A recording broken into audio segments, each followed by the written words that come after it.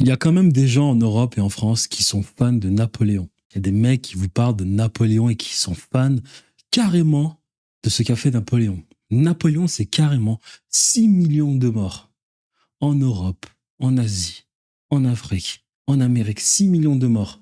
Il y a des personnes qui vont vous dire oui, oui, mais non, mais il y a eu des morts parce que Napoléon apportait la liberté en Europe.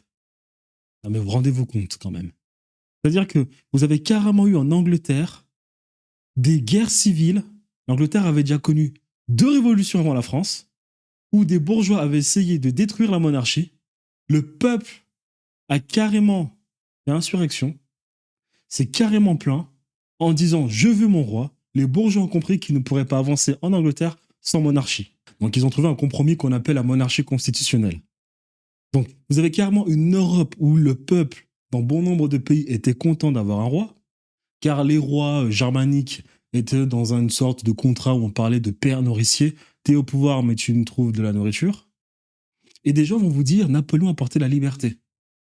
Alors que Napoléon a existé parce que les francs-maçons lui ont permis d'exister.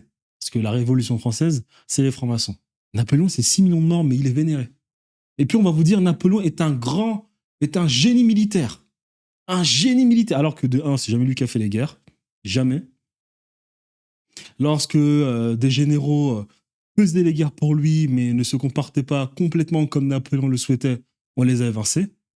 Comme le général Dumas, le père d'Alexandre Dumas. Et puis Napoléon, sur 10 campagnes militaires, c'est 3 victoires, 7 défaites. Non mais c'est incroyable, c'est ça un génie militaire. 7 défaites sur 10 campagnes militaires. Saint-Domingue, échec. Campagne d'Italie, ok, il gagne. Il gagne, il déstabilise l'Autriche, il restructure l'Italie qui était sous domination autrichienne, ok. Campagne Prusse-Pologne, ok. Duché de Varsovie, il gagne. Campagne en Allemagne, ok. Confédération du Rhin, ok. Mais c'est tout. Trafalgar, il perd contre les Anglais. Égypte, Syrie, il perd contre les Anglais à Aboukir. Saint-Domingue, il perd contre les Anglais. Leipzig, il perd encore en Allemagne. Waterloo, il perd en Belgique. Paris, il capitule. Waterloo, il capitule. Et la Russie, il capitule.